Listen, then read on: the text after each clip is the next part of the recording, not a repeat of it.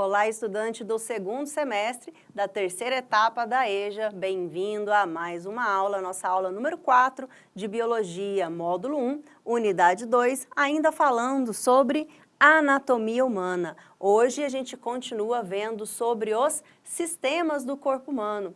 Quais são esses sistemas que nós já vimos? Sistema tegumentar e sistema esquelético, né? Então agora a gente vai aprofundando e o próximo sistema é o sistema muscular, que é formado pelos músculos que nós chamamos de estriados esqueléticos, principalmente, tá? Que funcionam principalmente na locomoção, né? Então aí na imagem você consegue visualizar esses músculos. Se a gente retira o sistema tegumentar, né, por baixo, nós temos aí logo o sistema muscular, formando todas essas estruturas que se conectam por tendões aos nossos ossos e vão possibilitar, juntamente com o sistema nervoso, a nossa locomoção.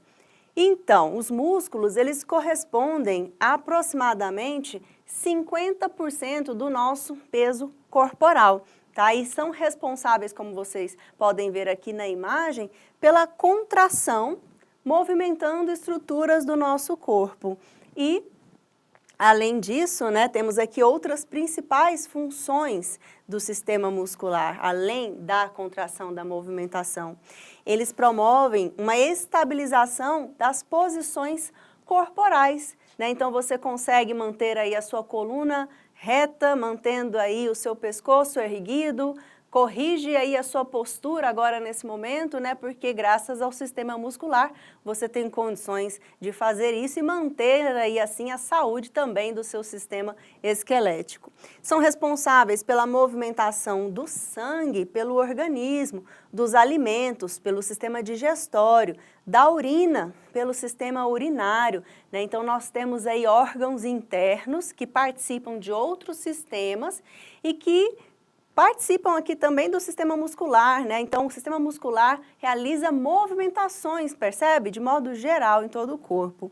E garantem também os movimentos respiratórios. A gente tem, né, um músculo que separa ali a caixa torácica da cavidade abdominal, e você pode ver aí no GIF animado, que é chamado de diafragma. E esse movimento desse músculo possibilita, né, que a gente crie uma diferença de pressão na parte interna dos pulmões, podendo assim inspirar, aumentando o volume dos pulmões, e expirar ao colocar aí o ar para fora, diminuindo o volume dos pulmões.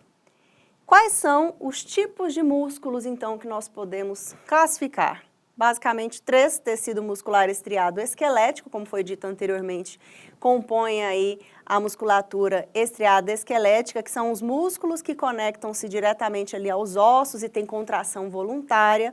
Temos o tecido muscular estriado cardíaco, que vão compor especialmente o quê? O coração. E o tecido muscular não estriado, que compõe órgãos internos, como, por exemplo, o intestino grosso, o intestino delgado, esôfago, estômago, e que tem contração involuntária.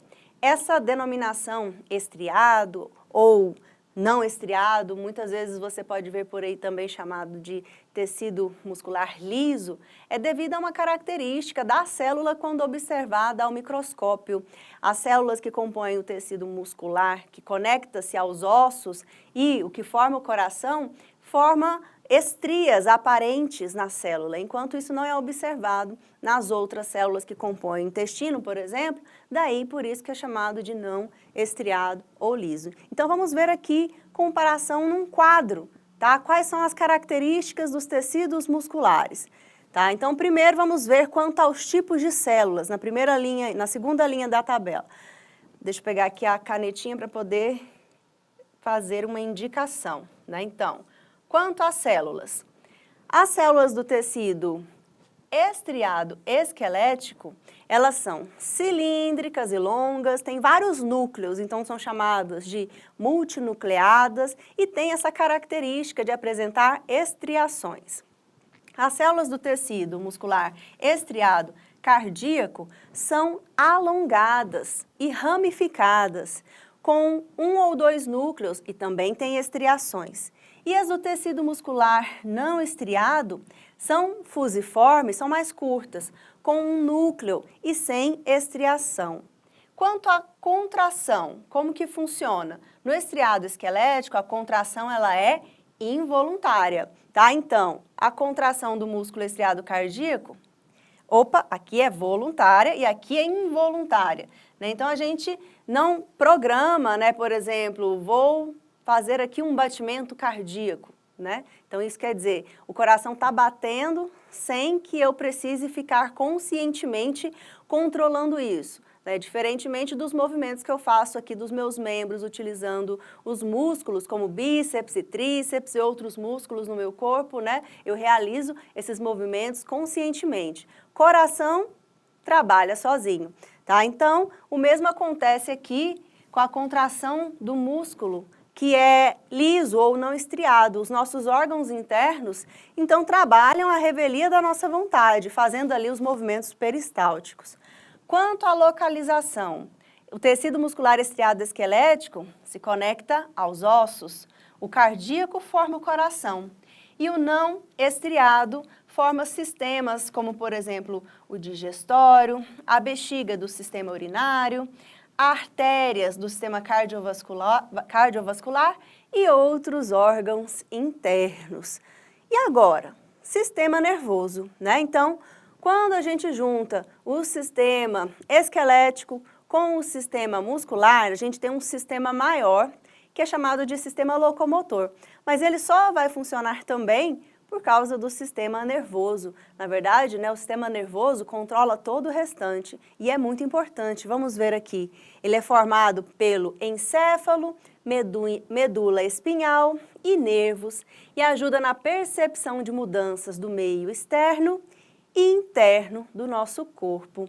E ele vai ser formado por um tipo especial de tecido, que é o tecido nervoso, com tipos celulares como os neurônios, aqui um neurônio representado, é uma célula que tem esse formato estrelado, né? Esse corpo celular é ramificado, forma os dendritos, tem um prolongamento maior que é chamado de axônio. Esse prolongamento também se ramifica, tá? Formando aí então essa conexão com os próximos neurônios.